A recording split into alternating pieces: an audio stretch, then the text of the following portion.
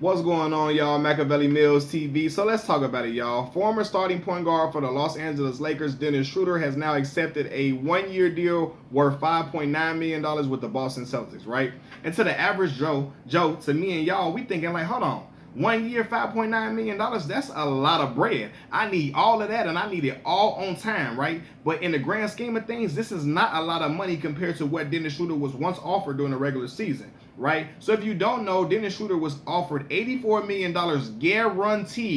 guaranteed from the Los Angeles Lakers during the regular season, and he chose to turn it down. He declined the offer thinking that he was worth $100 million and he was going to get that for sure without doubt, and he was going to bet on himself, right? But see, this is the problem with being a little too greedy, right? When you're a little too greedy, you jump the gun and you oversell yourself and you price yourself out of some big time bread. And that's exactly what happened in this situation. Overpricing yourself and you thinking, like, it's always great to think more of yourself than you think highly of yourself, but at the same time you got to be realistic. And in the NBA and sports, the person that helps you be realistic, who's supposed to help you be realistic, is your own agent, right? They're supposed to determine what type of value you have, and also they're supposed to be cognizant of what the market is for a player of your caliber or for a player at your position, period.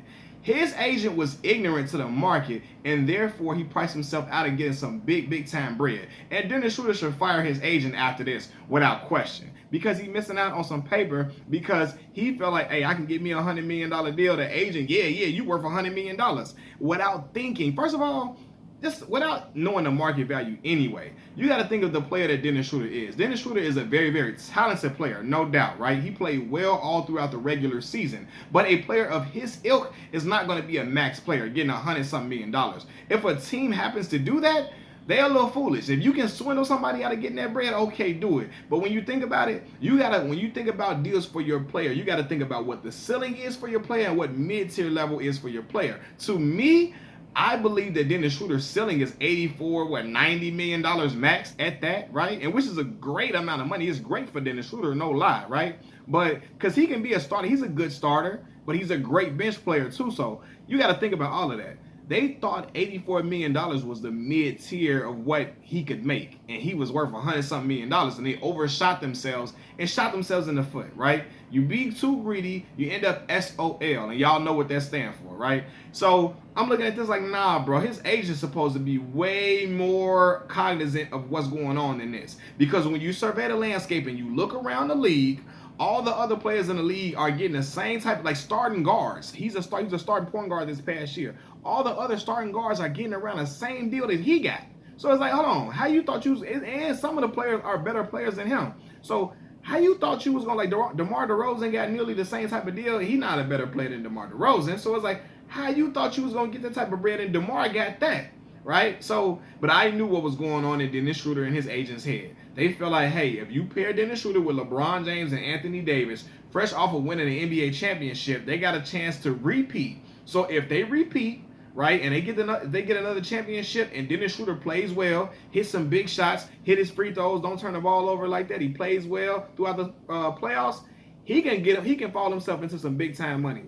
So that's what they was banking on. Hey, and Dennis Schroder play well, he can get him some big time bread, and he can be resting on his laurels and sit and be eating good, right? Be eating good, sit fat and be eating good. But that did not happen. It did not happen. He was supposed to take that $84 million guaranteed, because regardless of Russell Westbrook were to come into the equation like he is now, you still getting your $84 million. You still getting your bread. But I ain't gonna lie, when Dennis Schroder turned down that offer, it allowed for the Lakers team to get better. You know what I'm saying? Me as a LeBron James fan, y'all see my boy back there. It allowed for them to get some more pieces around them, to get some more shooting and so on and so forth, because they did not have that throughout the playoffs, and it showed terribly, right? But I'm sitting there thinking like, dang, like Dennis Schroder really missed out on some bread like this because he thought more of himself than what he really is. And in the NBA, you have to think highly of yourself, because you got to have it's a dog-eat-dog world in the NBA. Real talk. You got to be out there and ball every single night, and even because there's always some young, hungry rookie ready to take your spot or ready to get they payday on you. So you got to be ready and go out here and kill every single night. And in order for you to do that, you have to have a certain mindset and a certain mentality to think that nobody can mess with me, right? So you're supposed to think highly of yourself, but at the same time, you're supposed to be realistic about the bread that you possibly getting. And I'm like, dang. Like, if Dennis Schroder got, like, man, your family could have been sitting on $84 million guaranteed, player. Like, I know he pissed. I would be pissed off to the highest degree of pissivity. Like, come on, fam. Like, there's no way I missed out on that type of bread to get 5 point something million. Nah, bro. Nah, fam. This is a nightmare. Ain't no way I missed out on this type of cake to get what I'm getting now. Like, nah, it's no way. But that's exactly that's exactly what happened to Dennis Schroder. And it's like, damn, like I know he feels some type of way, but at the end of the day, man, I'm thinking, even after, he declined that offer, once all them other teams start handing out their bread, ain't no more money to go around. Ain't nobody thirsty to get another starting guard like that was willing to drop big bread on Dennis Schroder like that. You know what I'm saying? Unless the team was super thirsty. And in my opinion, even if Dennis was to play well and the Lakers were to repeat, I personally don't think, like, if somebody gave him 100-something million, they would have had to just be one of them thirsty teams just looking for anybody to sign to make the fan base happy and look like they're trying to head in the right direction. But I think $100-something million is too much for Dennis Schroder. I ain't mad at the young brothers getting their bread, and I ain't mad at them getting paid. Get your money, get paid, young player, get paid. Get your chicken.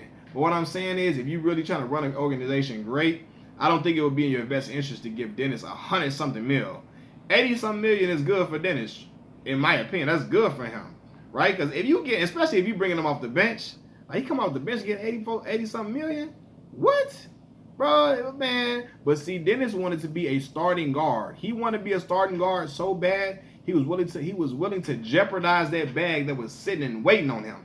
Fat bag, just sitting there waiting for him, looking like a damn Thanksgiving turkey, salivating at the mouth, like, this bag is for you. All you got to do is sign on the dotted line and say yes. Dennis looked at that bag. He like, nah, I'm going here and get 100-something million. Feel like, come on, bro, for real. That's like I don't know. This is just being greedy. You know what I mean? It's being greedy, and I'm not mad because I know everybody want. Hell, I would want $100-something million too, right? But at the end of the day, I will hope that I have an agent. I can be real with myself and have an agent who's like, listen, if I can't get you that, if I don't know I can get you that, and I'm unsure about it and I'm iffy about it, even if because he could have been real confident that Dennis could get that $100 million.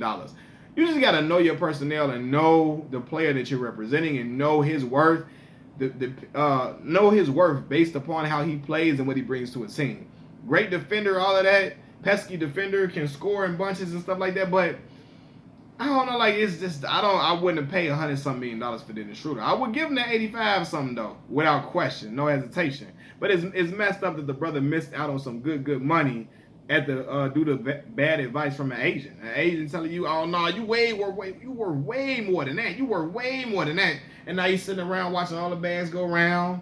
Like, damn, what happened to me? And once again, when you survey the landscape, all the other players got the same type of amount of bread that he got. Kyle Lowry, did Kyle Lowry get the same type of contract from Miami, I believe? Something around the same thing, like over 3 years or something like that he getting that. So it's like, he not getting 80-something million over 3 years, but it equals out to the same type of money per year that Dennis Schroder would be getting if he had took that $84 million guarantee from the Lakers. So it's just like, man, it's just real. It is messed up, man. It is messed up the way everything happens. But once again, he was banking on them winning the championship and him showing his worth in the playoffs. Him coming, and he was going, in his mind, he thinking, hey, I'm going to come up big. I'm going to hit big shots. I'm going to play great defense. They're going to see that, and some team going to want to sign me to a big $100-something million deal.